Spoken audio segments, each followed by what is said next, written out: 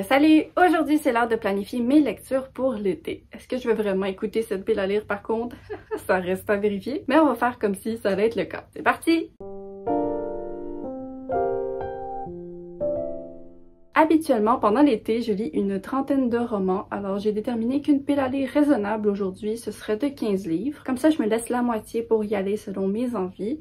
Et techniquement, même si je lisais zéro des livres de ma pile, j'aurais peut-être quand même un taux de réussite de 50%. Est-ce que c'est comme ça que ça fonctionne? Non, absolument pas, tant pis. Aujourd'hui, j'ai décidé d'organiser les livres de ma pile à lire par catégorie de 3. Alors, elles seront dans les chapitres de la vidéo. Vous pouvez utiliser ça pour naviguer. Nous allons donc commencer avec la première catégorie qui est bien sûr les livres qui ont une ambiance parfaite pour l'été parce que c'est l'été, qui l'aurait cru. Donc le premier livre c'est People We Meet on Vacation de Emily Henry parce qu'il n'y a littéralement pas d'œuvre qui est plus appropriée pour la saison. Je veux dire le titre, la page couverture. C'est une romance qui suit deux meilleures amies qui chaque été depuis très longtemps vont toujours passer une semaine de vacances ensemble jusqu'à ce que leur dernier voyage brise leur lien. 2 ans plus tard, ils acceptent de faire un dernier voyage ensemble pour essayer de réparer leur amitié et romance s'ensuit. Je prends vraiment un risque avec ce livre parce que je suis vraiment plus le type de lectrice enemies to lovers que friends to lovers. Mais avec tous les bons avis que j'entends, je ne peux tout simplement pas passer à côté et je pense que ce sera une lecture parfaite pour l'été. Ensuite, le prochain livre, je ne sais pas s'il correspond tout à fait à l'été parce que j'ai aucune idée des saisons à l'intérieur. Je l'ai pas lu. Mais j'aimerais beaucoup lire Ensemble c'est tout de Anne Garvalda. Moi, je l'associe aux vacances parce que la première fois que je suis tombée dessus, c'était en voyage. J'explorais la petite bibliothèque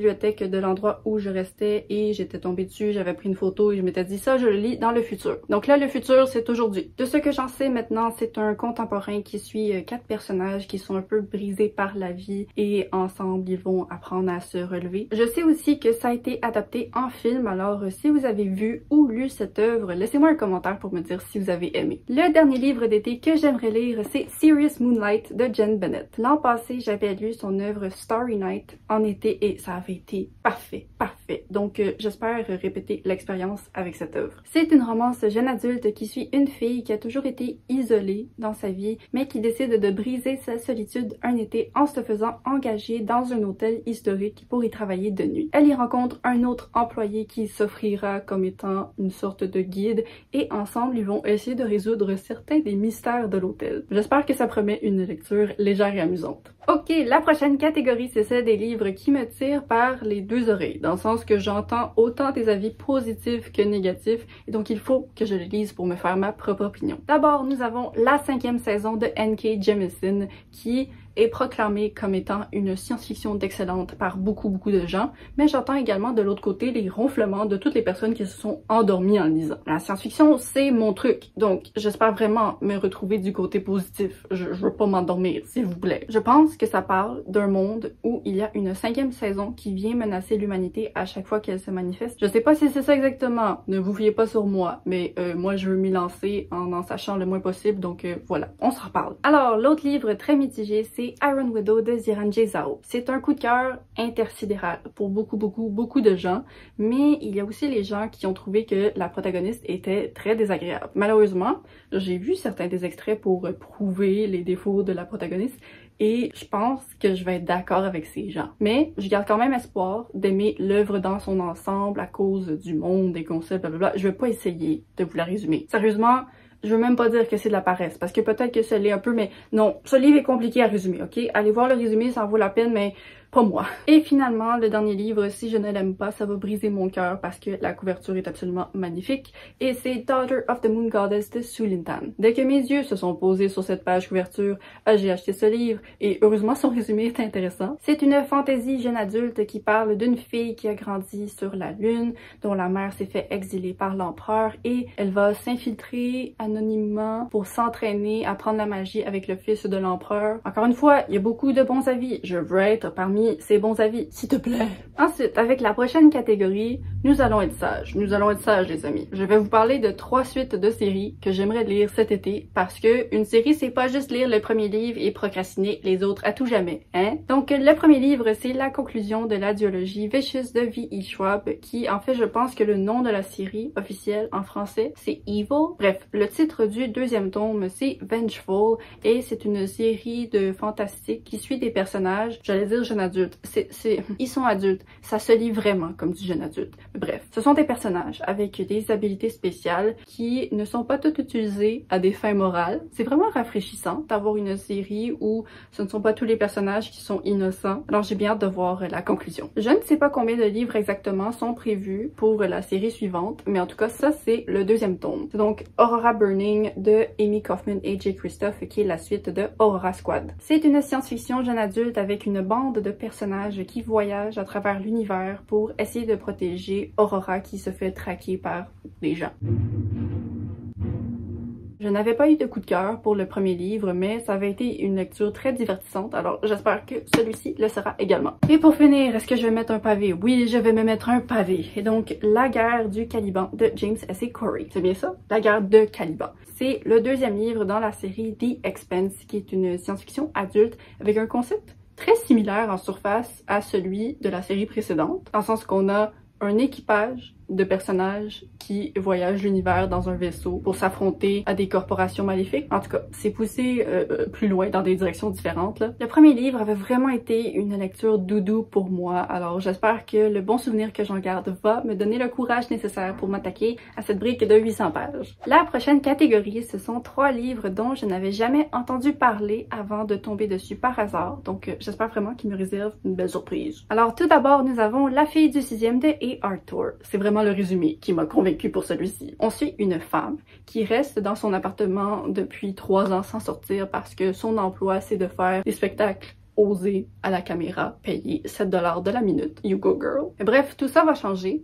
lorsqu'elle va regarder la télé et apprendre la disparition d'une petite fille et les circonstances de sa disparition concordent vraiment trop bien avec les fantasmes vraiment sombres d'un de ses clients. Elle est convaincue que son client est responsable du crime mais personne ne la croit. Elle va donc sortir de son appartement pour aller s'occuper de ça elle-même. C'est quoi la suite? Je veux savoir! Le deuxième livre méconnu, c'est Le jardin des brumes du soir de Tan Thuan Anh. C'est un livre que j'ai acheté usagé sans aucune attente et j'ai eu la belle surprise en revenant à la maison de découvrir que les avis étaient vraiment majoritairement positifs. De mémoire, c'est l'histoire d'une femme qui va créer un jardin en l'honneur de sa sœur qui est décédée dans les camps japonais pendant la Deuxième Guerre mondiale. Ça se déroule dans les montagnes de Malaisie, un lieu que je n'ai jamais visité ni en personne ni en livre, alors j'ai très hâte de faire sa découverte. Juste avec la page couverture, je peux deviner qu'il y a une belle ambiance dans ce livre. Pour finir, j'aimerais lire L'homme dans le labyrinthe de Robert Silverberg. C'est un autre livre trouvé usagé à 2 $ et je n'ai pas tout à fait compris le résumé, je pense, mais suffisamment pour essayer de vous l'expliquer. C'est une science-fiction qui suit un homme qui s'est volontairement exilé sur une planète avec une sorte de labyrinthe plein de pièges qui est difficile à survivre. Lui, ça fait des années qu'il y survit et je pense qu'il va y avoir un vaisseau de visiteurs qui va arriver et eux, ça va être plus difficile pour eux de survivre. Et apparemment, c'est décrit comme un jeu de pistes qui va virer à la manipulation psychologique entre un traqueur et traqué. J'ai hâte de voir de quoi il s'agit exactement. Ok, la dernière catégorie de cette pile à lire, c'est celle des livres québécois. En juin, chaque année, il y a MAPS qui organise le Liraton Mets du bleu sur ta palle qui consiste à inclure des auteurs bleus, donc québécois, sur notre pile à lire. Aujourd'hui, je vais vous parler de 3 livres québécois que j'aimerais lire cet été, pas juste en juin, mais j'ai l'intention de faire un vlog lecture uniquement québécois ce mois-ci, donc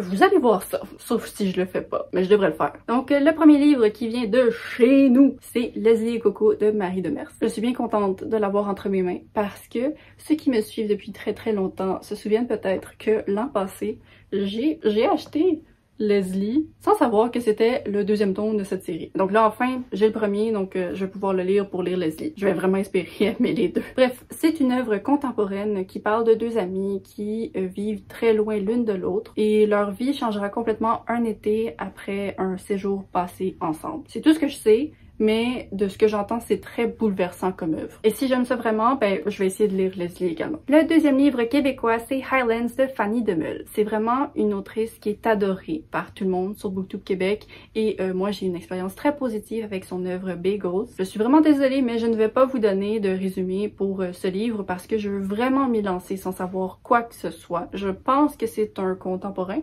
Bref, c'est un des livres que j'ai l'intention de lire dans mon vlog, donc on s'en reparle bientôt. Et pour finir, le dernier livre de cette page d'été, c'est le deuxième tome dans la trilogie La Bête de David Goudreau. Franchement, c'est une série Ben, une série, j'ai lu un livre. Le premier livre, en tout cas, je le recommande à tout le monde. J'ai jamais entendu une seule personne qui n'avait pas aimé ce livre. C'est une histoire avec un protagoniste qui fait des actions pas trop morales, mais c'est vraiment bien écrit et c'est très divertissant. Les avis positifs semblent s'étendre également pour le deuxième tome, alors oui, ben gars, hey, c'est le 15e livre là, que je dis que j'ai hâte de lire. On a compris, j'ai hâte de les lire. Est-ce que je vais les lire en plus? On le sait même pas. Ainsi va le mystère d'une pile à lire. Et voilà, c'est donc ce qui conclut ma palle pour cet été. J'ai pas réussi à trouver beaucoup de coups de cœur dans la première partie de 2022, donc j'espère vraiment que dans cette palle, on me réserve des beaux trésors. Parce que là, présentement, je pense à mon top 10 meilleurs livres de l'année à la fin de 2022, et il est vide. Mais donc voilà, c'est la fin de la vidéo, mais avant de vous laisser, j'aimerais que vous me disiez dans un commentaire quel est le livre que vous espérez vraiment lire cet été. Je vous remercie d'avoir regardé cette vidéo. N'hésitez pas à vous abonner pour ne pas manquer la suivante. Je poste les vendredis à 10h30 pour le Québec et 16h30 pour la France. Bye bye!